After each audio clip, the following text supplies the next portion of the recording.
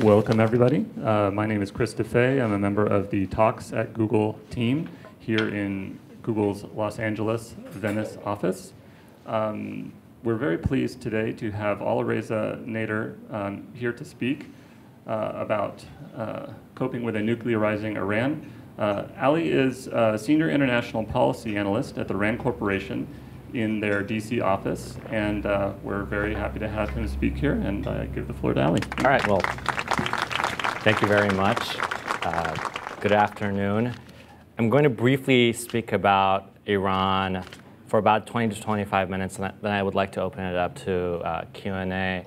But specifically, I want to talk about the Iranian nuclear negotiations, especially the talks that were just held in Moscow, and also talk about the internal political dynamics within Iran, and then conclude with US policy options toward Iran. What do we do from here? Where do we go?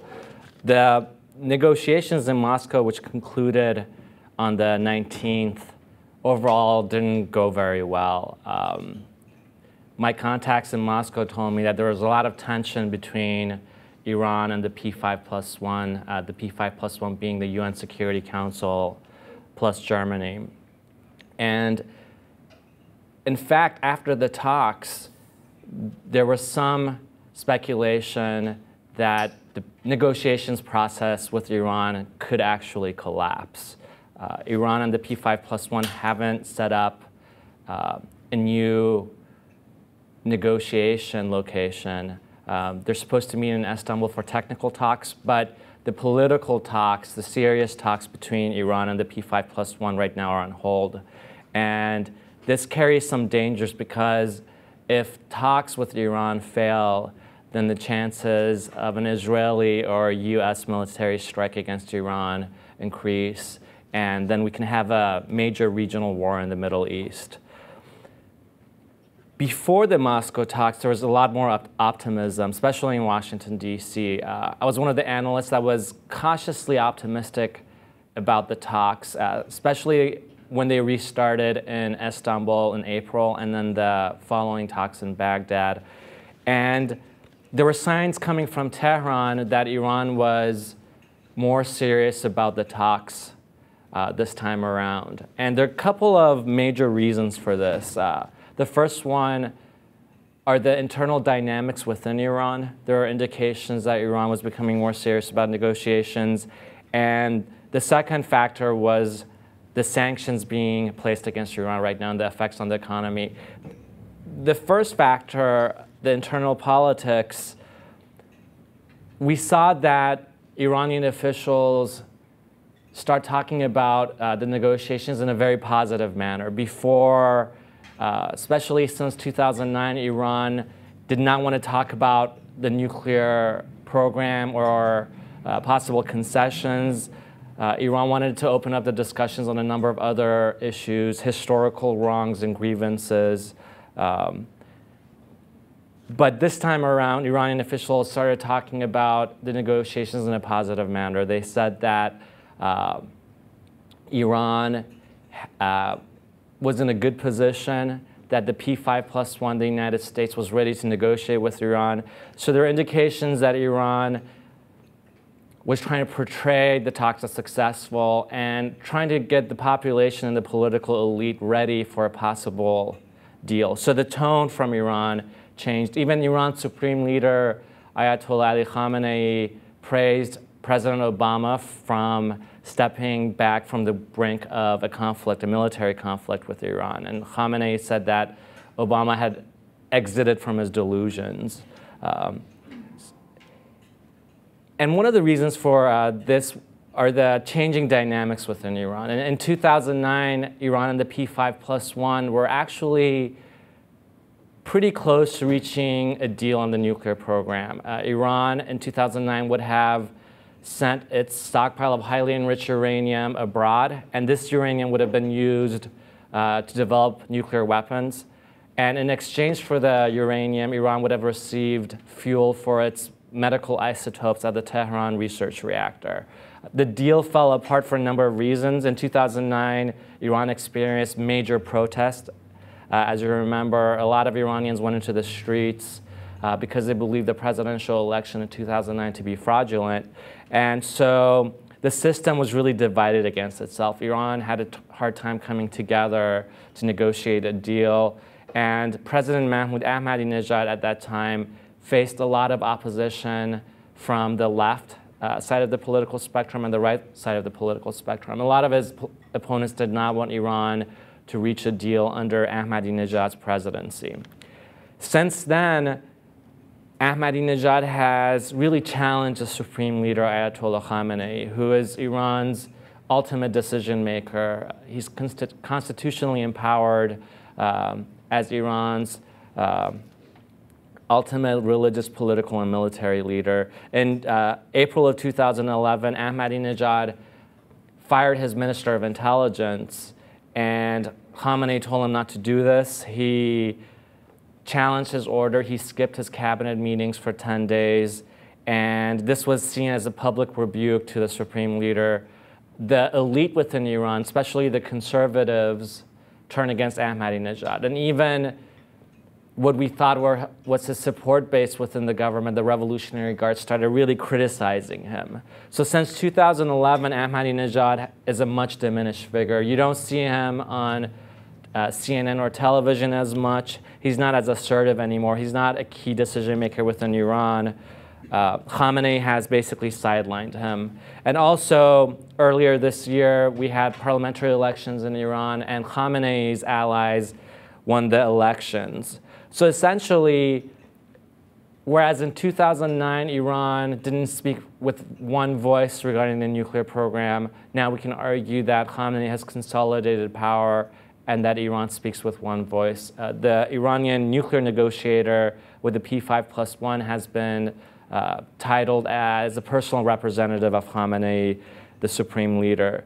The second reason for the initial optimism regarding the talks are the effects of sanctions on the Iranian economy. Iran has gone through 4 rounds of UN sanctions, but the UN sanctions against Iran didn't do as much damage. The current sanctions, especially sanctions passed by the US Congress against Iran's central bank, have been much more effective. A lot of countries now refuse to do business with the Iranian central bank, which is really the mechanism for Iran to receive payments for its oil exports. And so therefore, Iran's oil exports have decreased significantly, according to some reports, by 40%. And in July, in a couple of weeks really, less than that actually, the European Union will stop buying oil from Iran. And the European oil embargo will also have a major impact on the Iranian government's ability to earn money from its oil and natural gas exports. So the pain of the sanctions have brought Iran to the table. Iranians in Iran tell me that prices have increased dramatically. The Iranian currency, the rial, has depreciated by 50%, and the population is becoming more restive. And the Iranian regime, especially considering the 2009 elections and the unrest, is very cautious when it comes to popular dissatisfaction. It wants to make sure that the sanctions don't create instability. So that's one of the reasons Iran has come to the table. And there's an expectation, I think, from the United States and its allies that the pressures against Iran, the pain the regime is feeling, will lead to concessions. And that was the expectation going to the Moscow talks, that the US is in a position of strength vis-a-vis the Islamic Republic. But we also have to look at Khamenei's mindset and political interests as Iran's supreme leader. What kind of a man is Khamenei? How does he view the United States and the nuclear program? And what are his ultimate intentions? Yes, his regime is facing a lot of pressures, but how does Khamenei view these pressures, and how does he plan to respond to them? I would argue that Khamenei is a very rational man. He's a careful decision maker. He makes his decisions based on cost-benefit calculations. He's not irrational and overzealous. But at the same time, he is informed by a particular ideology. Khamenei is one of the founders of the Islamic Republic and a leader of the revolution. He was in the Shah's jails, and he really resents the United States for the support the United States provided to the Shah before the revolution. And so he sees the United States in very ideological terms.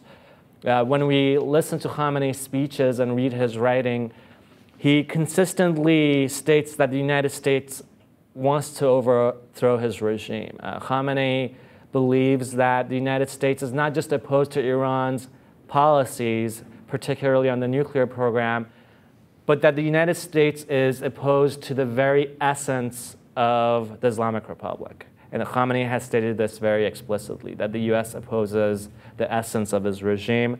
Khamenei has stated that the US is only after excuses, that the nuclear program is an excuse for the US to oppose Iran. If the nuclear crisis is solved, Khamenei believes the US would look after other excuses, perhaps human rights and other issues. So it's not just about the nuclear program. And in fact, according to Khamenei, the United States and his regime are engaged in an existential battle, and either Iran wins or loses. And Khamenei at the same time also believes that despite the pressures and the sanctions and Iran's international isolation, that time could be on the side of his regime. He believes that the US global power is waning because of the financial crisis specifically, that the US is not the superpower it used to be. And he also believes that US influence in the Middle East is also decreasing. In the last year and a half, we've seen pro-American regimes throughout the Arab world being overthrown and replaced, including in Egypt, Yemen. There's been a very serious uprising in Bahrain. And Khamenei sees this as an indication that the US is failing in the Middle East. We call the Arab uprisings the Arab Spring. Khamenei calls it the Islamic awakening. And from his point of view, the Arab populations were inspired by Iran's own Islamic Revolution of 1979. And Khamenei, I think he uses this for political effect and rhetoric, but I really do believe that in his mind, he thinks that the Arabs are overthrowing US power in the region and they're following Iran's model despite contradictory evidence. No other analyst or serious analysts would argue this outside of Iran and outside of the Iranian regime. We can talk a little about this later on. But nevertheless, this is how Khamenei views the situation. In terms of the nuclear program, Khamenei may view Iran's nuclear capabilities as a form of deterrence. And for him and his regime, Iran doesn't actually have to assemble and test nuclear weapons. It could have a virtual or latent capability. In fact, Khamenei has stated repeatedly that his regime does not want nuclear weapons. He thinks they're anti-Islamic. But nevertheless, Iran could be pursuing a nuclear weapons capability, even if it's virtual or latent, for deterrence purposes. The regime in Iran has seen the US overthrow Saddam Hussein and the Taliban in Iraq and Afghanistan with relative ease, and Iran's own conventional capabilities don't match US or Israeli or Western military capabilities. In addition to the deterrent effect a nuclear capability could have, Khamenei views the nuclear program as a source of pride. Despite Iran's isolation, despite more than 3 decades of sanctions, Iran has built this capability. And it follows Khamenei's principle of khod kafai, which means self-sufficiency. He wants Iran to become self-sufficient in all technological fields, including the nuclear program. So for his regime, the nuclear program and Iran's uranium enrichment program is a point of pride and prestige. And Khamenei may see it as enhancing his regime's power and influence across the Middle East. But not everybody necessarily sees the situation like Khamenei. There are reformist figures within Iran and less ideological figures who think that the nuclear program also has very high costs in terms of isolating Iran and damaging his economy, Iran's economy. It's not clear how the Iranian population feels. According to surveys, including a survey I conducted on Iran in 2009, Iranians broadly support the civilian nuclear program, meaning uranium enrichment, but they don't necessarily support nuclear weapons. In fact, I would argue that the majority of the Iranian population probably does not support the assembly of actual weapons, that there's a difference for them between the civilian program and the nuclear weapons program. This difference is viewed differently, of course, in Washington, D.C. and other capitals. We're primarily concerned with Iran's nuclear weapons intentions, but not all Iranians necessarily believe that Iran is after nuclear weapons. And the regime, I think to some extent, has successfully portrayed the program as a civilian scientific program. I mentioned that not everybody within the political elite agrees with Khamenei, despite his consolidation of power.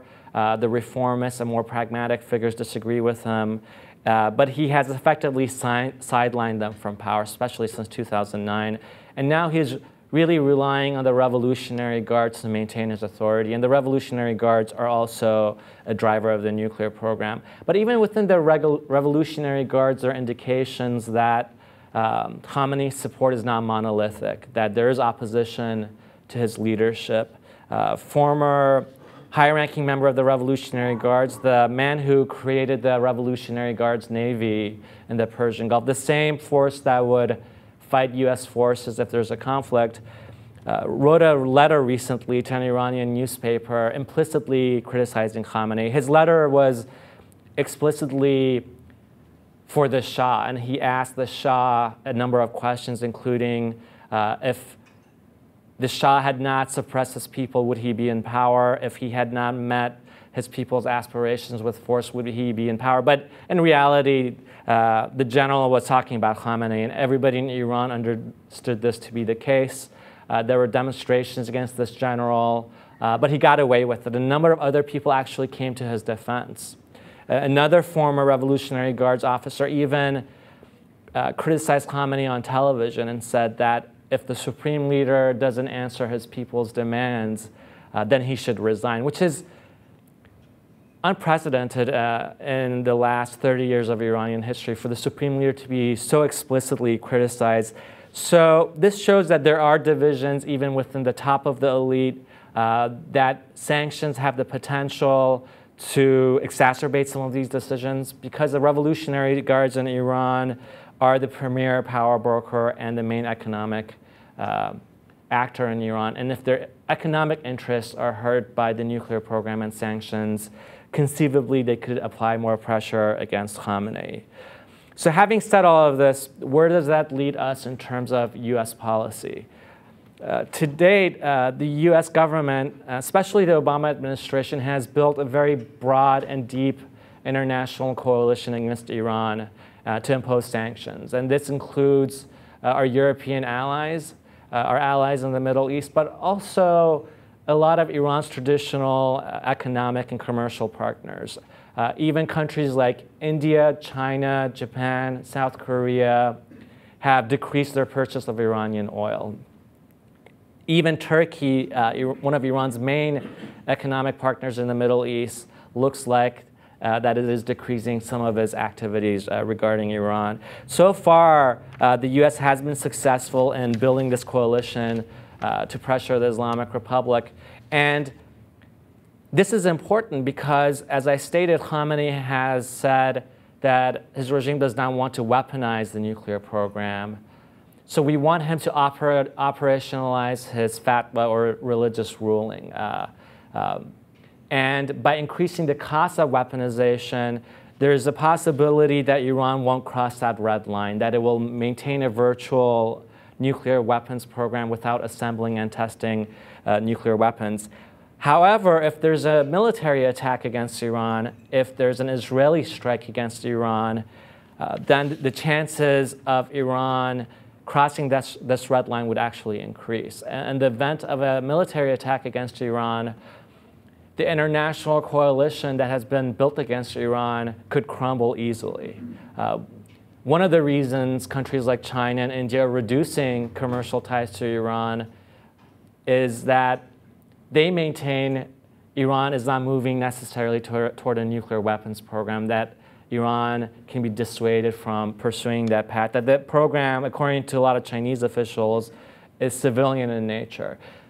But if there's a conflict in the Middle East in which Iran is attacked, then the Iranian regime can claim that it has been unrightfully attacked, that it is exiting from the Nuclear Proliferation Treaty, that it is kicking out the IAEA inspectors from Iran, and then with more determination, the regime could actually weaponize the nuclear program. I think that a strike against Iran would also solidify support around Khamenei and his regime, and it would rally a lot of Iranians to the flag. That a lot of Iranians, because their country has been attacked by a foreign power, would momentarily choose to overlook the regime's sins and support the government in Iran. And when we look at Israeli military options against Iran, Israel's ability to do damage to the nuclear program is arguably rather limited. Israeli officials and policymakers have even stated that Israel can delay the program 3 to 5 years, that it can't destroy Iran's nuclear facilities because they're dispersed underground and hardened. So the military option has many more drawbacks than benefits. Ultimately, I think US policy toward Iran should be to contain the regime's power across the region, and I believe sanctions are doing this. Through engagement, we can even bolster our sanctions regime against Iran.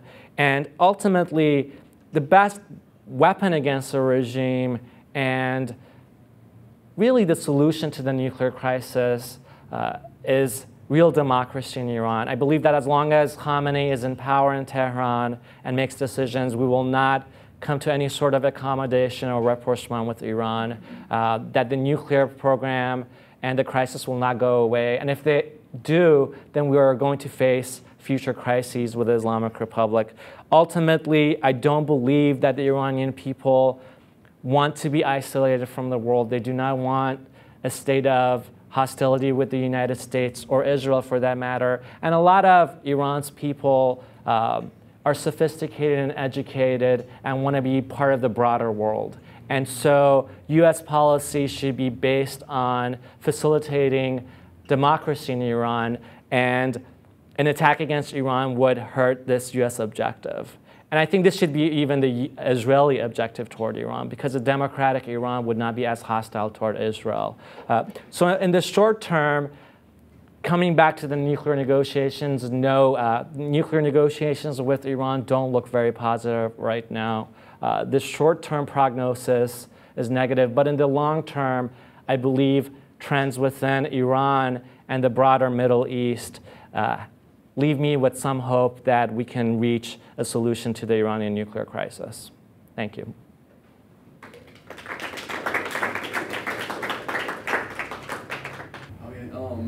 I got some questions. To play devil's advocate, a few questions. First of all, if Iran isn't continuing their nuclear program, what's to prevent Western powers, U.S., Israel, other countries, from going in under the pretense of weapons of mass destruction or whatever, and invading? Iran is part of the Nuclear Proliferation Treaty, and according to the NPT, Iran can't assemble nuclear weapons. It has to withdraw from the treaty, and it has to give 6 months' notice.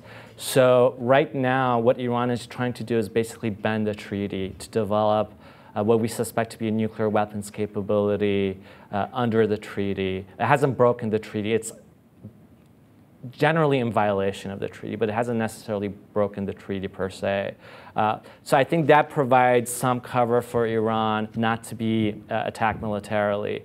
But at the same time, Iran has to prove to the international community that it is not after nuclear weapons. There have been reports of Iran experimenting with weaponization at one of its major military sites. It's called Pakchin, and the IAEA wants access to Pakchin so it can see for itself whether Iran has been working on nuclear warhead design and the delivery system.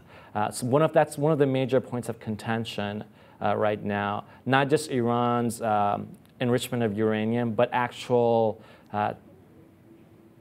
experiments, if you want to call them, with weaponization. So for now, I think we're in this state of uncertainty.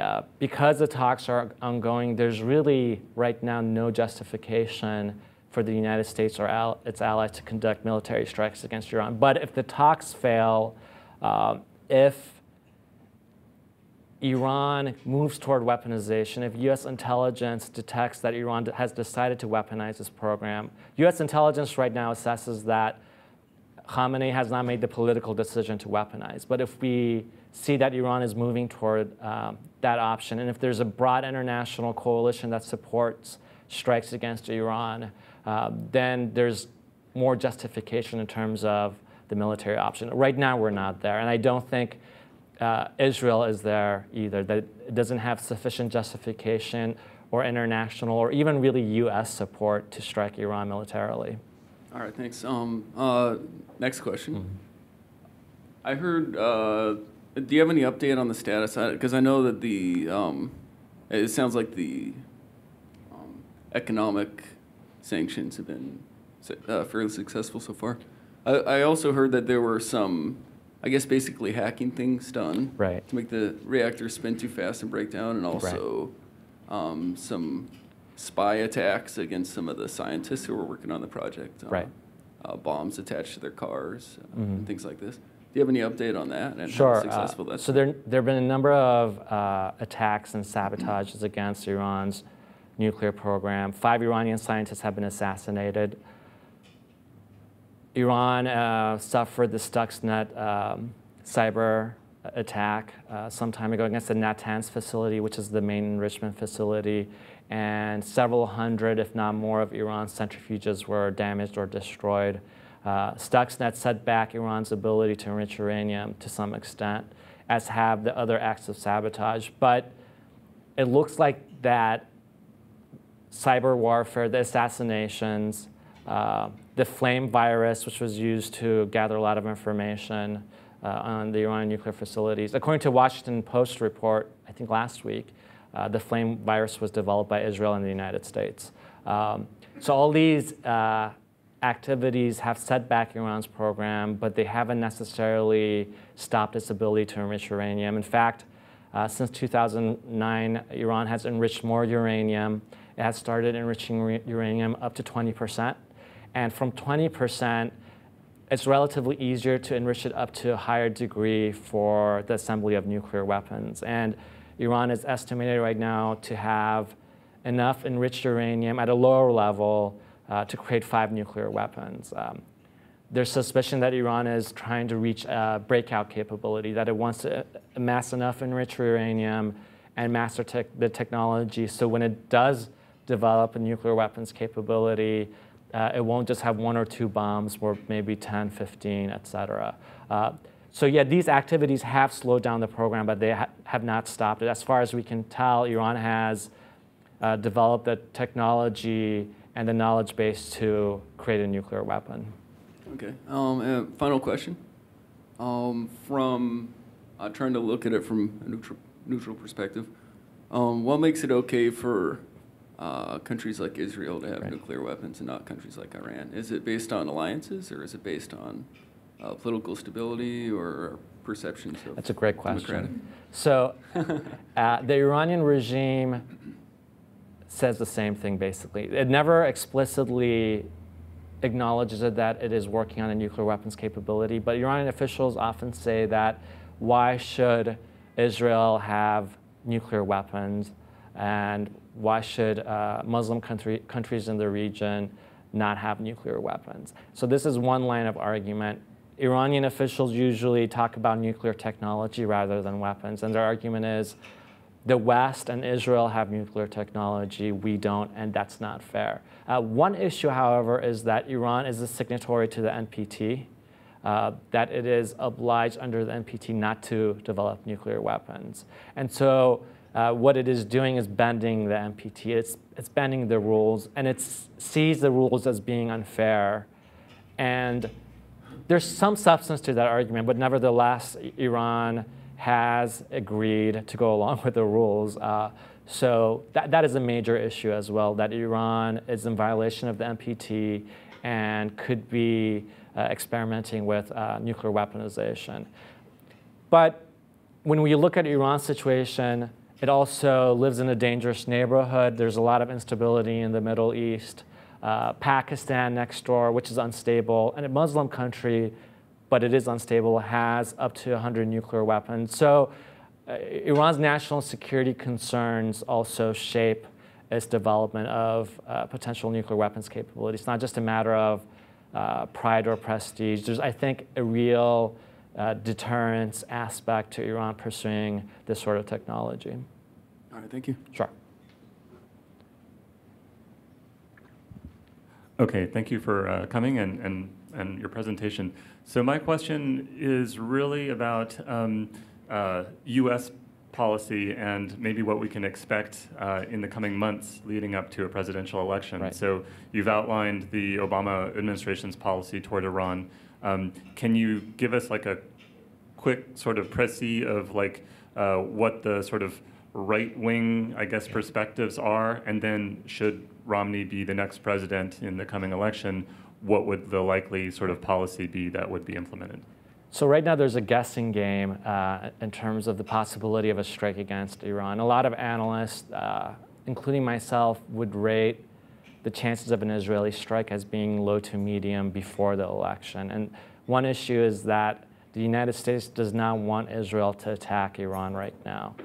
And there's really very little appetite for a U.S. military attack against Iran, given that we've been in a state of war for more than 10 years in the Middle East, and given that a military strike against Iran could have very many negative consequences for U.S. influence in the Middle East, there's really very little appetite for U.S. military action. Until November, I would be somewhat surprised if there is military conflict with Iran, because I think for the next 5 months we'll still be in this process of let's give sanctions time, let's give negotiations time. They're not going well, but we can schedule more negotiations perhaps.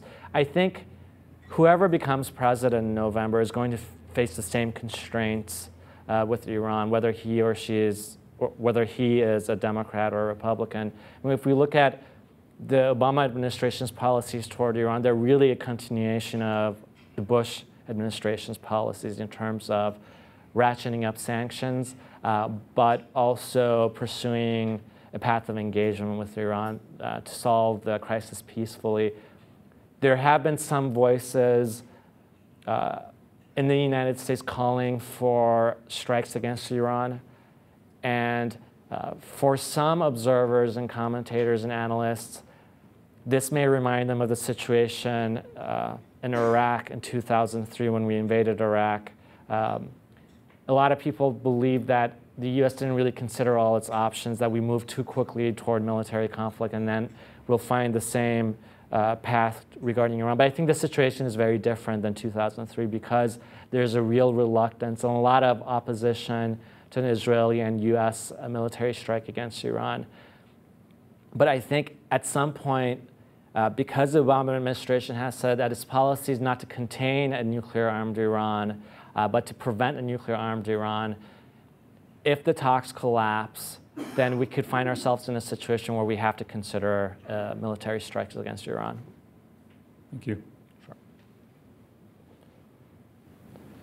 The question I have is, how strong is the evidence that Western intelligence services have that there is a weaponizing component to their Iranian nuclear program?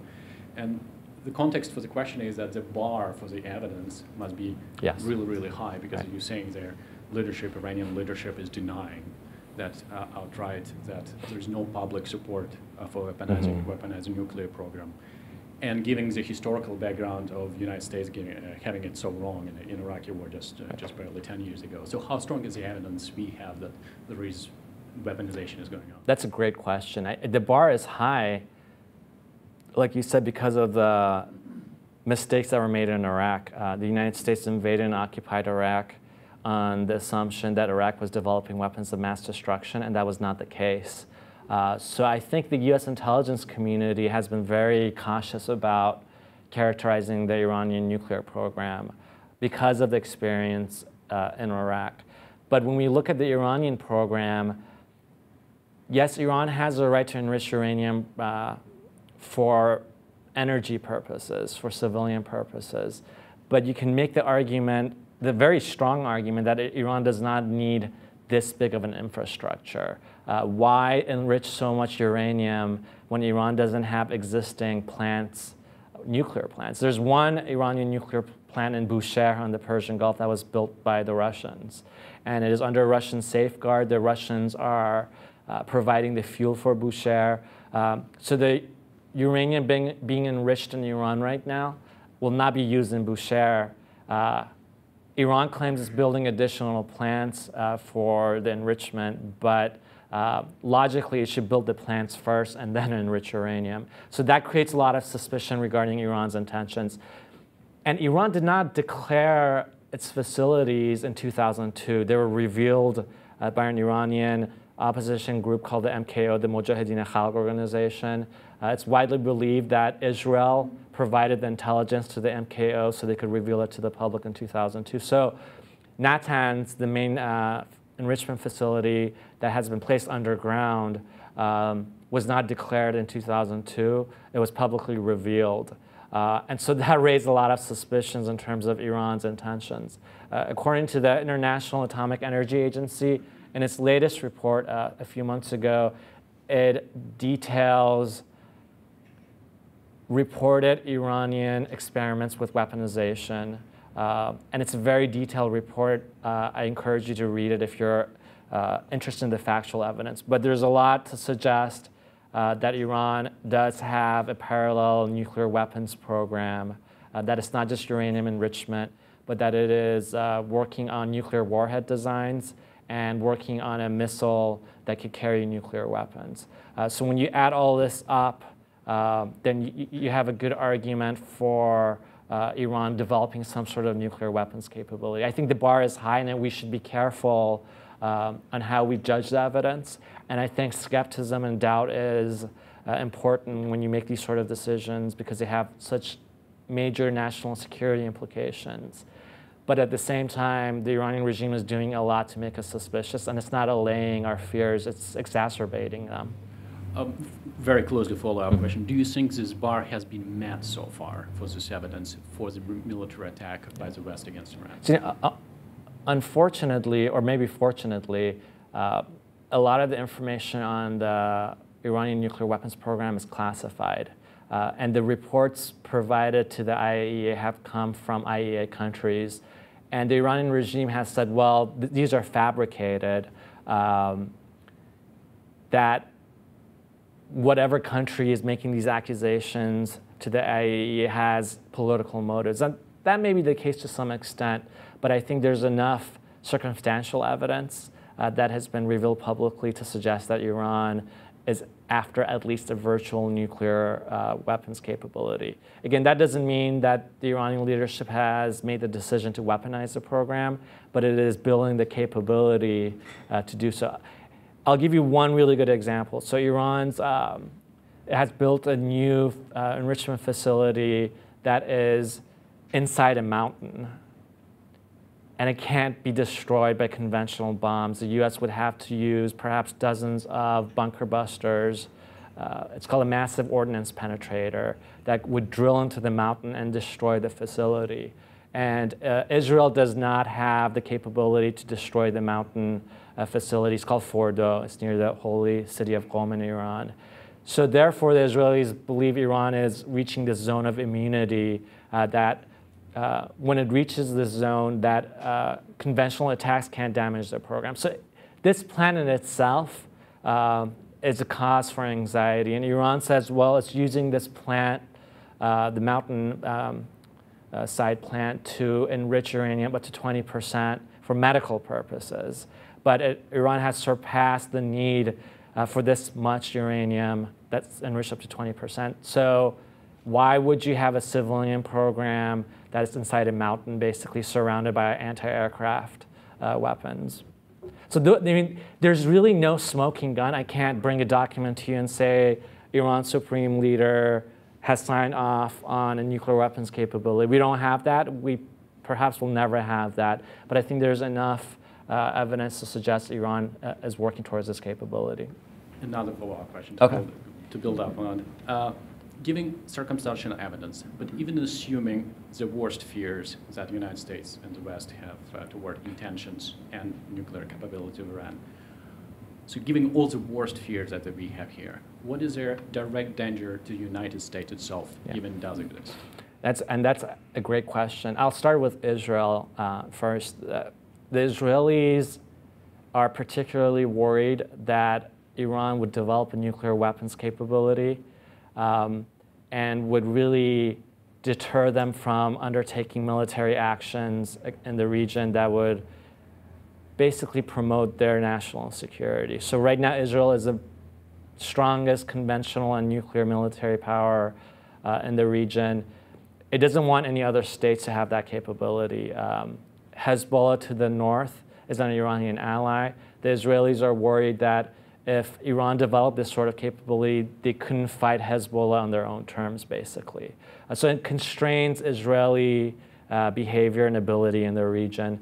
There are also Israelis worried that the Iranian regime is, I don't think this is the case, but it's messianic, that it's irrational, and that if it developed a nuclear weapons capability, or nuclear weapons for that matter, it would nuke Israel. And Iran's President Mahmoud Ahmadinejad has talked about wiping Israel off the map. There's some argument over the translation of what he said, but regardless, the Islamic Republic as a political system is opposed to Israel. And Iranian leaders have consistently said that Israel is a passing phenomenon. So this creates a lot of anxiety in Israel. It's a small country, it's vulnerable. So those are the threats to Israel, our major ally in the Middle East. In terms of the threat to the United States, I don't think the worry is so much that Iran would nuke US forces in the region, but that an Iranian nuclear weapons capability would make Iran more assertive in the region, especially the Persian Gulf, that Iran would start bullying around regional countries. And given the situation in the Middle East, since 2003, the sense of competition between Iran and the United States has really increased. Iran has become more influential in Iraq and Afghanistan, and for a while it looked like it was in some ways the major power in the Middle East. I think things have changed quite a bit in the last few years. But the worry is that Iran will become more assertive, and then basically it will achieve its ultimately perhaps stated goal of pushing the US out of the region, and they'll use this nuclear weapons capability to coerce our allies, especially the Arab countries of the Persian Gulf. But also, ultimately, Iran developing nuclear weapons would really undermine the NPT, which is one of the foundations for global security. If the rest of the world sees that Iran has undermined the NPT and bended the rules and developed this capability, then other countries may be enticed to develop their own capabilities. So the proliferation risk is also great, especially in the Middle East. If Iran develops a nuclear weapons capability, then countries like Saudi Arabia, Egypt, Turkey may also consider their own nuclear weapons capability. Some Saudi officials have said they will develop a capability if Iran does so. It's not guaranteed, but there's a risk. And I think the greatest danger is if Iran has nuclear weapons and Israel has nuclear weapons, and there's ever any sort of conflict between the two countries or their allies or proxies in the region, this could escalate into nuclear war. And Iran and Israel do not have direct communications with each other. So it's not like the Cold War where we could communicate with the Soviets and pick up a phone and talk to them. That doesn't exist. And that really, I think, increases the chances of an inadvertent nuclear war if Iran develops this capability. So given all that, what you just explained, how unjustified Iranian leadership, being rational, according to you. How justified they are to believe that it is about the United States and the rest of the West of changing their government regime in Iran? This isn't explicitly U.S. Policy toward Iran. We don't have an explicit policy of regime change toward Iran. But if I place myself on the Iranian side, we're doing a lot to undermine the regime. Sanctions not only have the effect of dissuading Iran from weaponizing the program, they're hurting the regime. There are increasing internal instability. So the Iranian regime is convinced that the U.S. is after the overthrow of the regime, and you can't really blame them. I think Khamenei on that issue has it right. I don't think the U.S. wants to overthrow the regime, but there are a lot of people in this country and abroad, especially in the Middle East and within Iran, that want the regime to ultimately go away and be replaced by a more pro-American regime. So I think when it comes down to it, the issue is not just the nuclear program and the nuclear crisis. It is this competition between two diametrically opposed forces in the Middle East, the United States and the Islamic Republic. Thank you. How has the Arab Spring affected U.S. Foreign policy, and is it beneficial or detrimental to us? I think it's both. Before the Arab uprisings, we supported authoritarian Arab regimes like Hosni Mubarak's regime in Egypt, and a lot of our influence was based on these authoritarian regimes. But in the past year and a half, the situation in the Middle East has changed so much.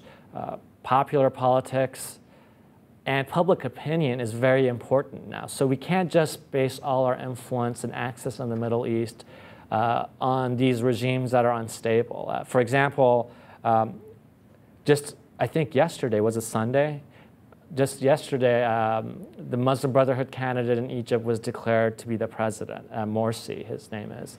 And I think the U.S. actually encouraged the Egyptian military to allow Morsi to become president. There were some indications that they would go back on the elections and install their own candidate, the former Prime Minister Shafiq.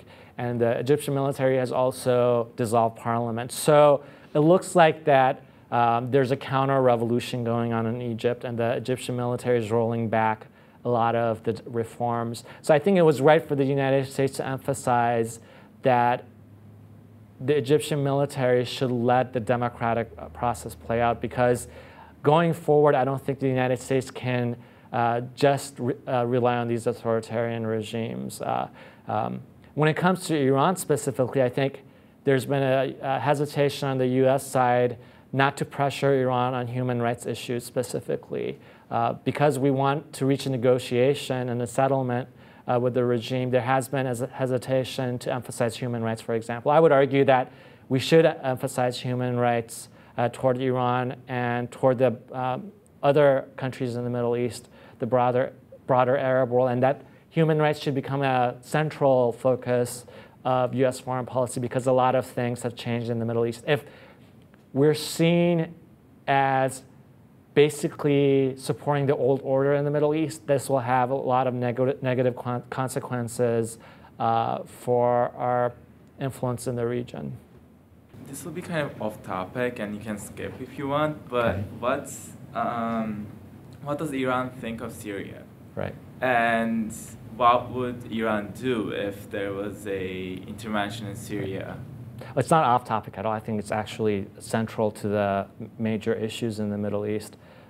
Syria is Iran's major ally in the region, and it's really the gateway of Iranian influence to the Arab world, especially the Levant, Lebanon. If Bashar al-Assad falls and Iran loses a lot of influence in the region, its physical access to Hezbollah, the main Shia party in Lebanon, could be cut off.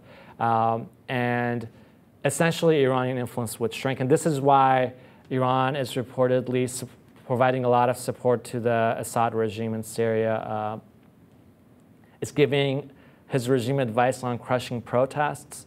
And the regime in Iran is good at this because of its own experience in 2009. It has reportedly provided the Syrian regime technology to monitor the internet and track the opposition. It's giving it major funding. And also, Revolutionary Guards officers in Iran have even admitted publicly, and I think accidentally, that they're providing military support to crush specific uprisings in Syrian cities. So Iran is doing a lot in Syria because it doesn't want to see its major ally overthrown. And it's on the same side of Russia and China on this matter. Russia and China have their own reasons for supporting the Bashar al-Assad regime. But you have Russia, China, and Iran on one side, and then the US, our Arab allies, European countries on the other. So I think it's a very interesting situation. And it just shows that there is this major divide between Eastern powers, if you want to call them, and a lot of the Western powers.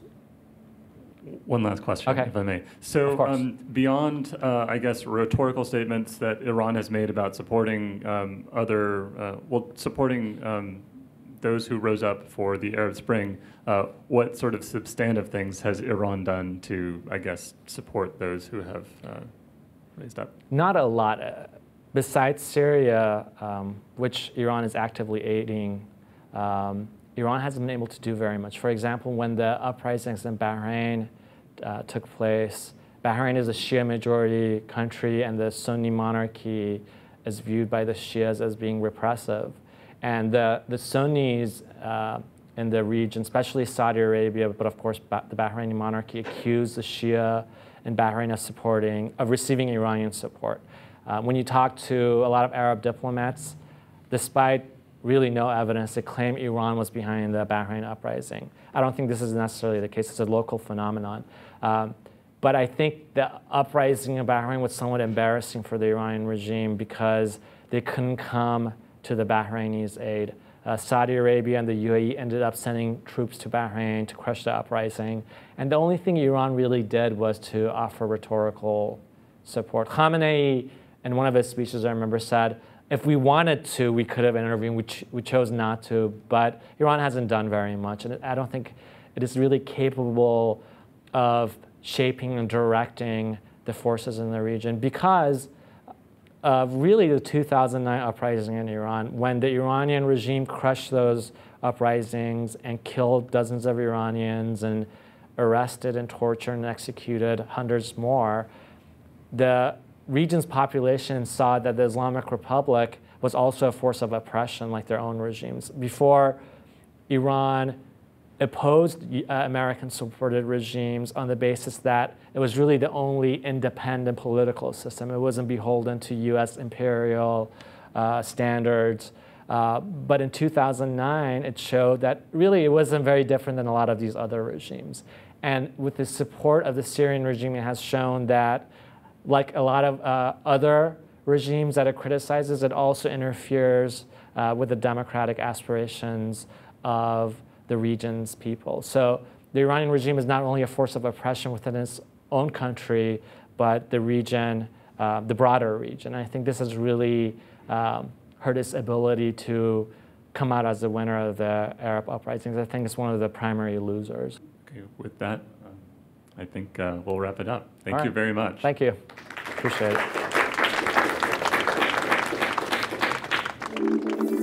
it.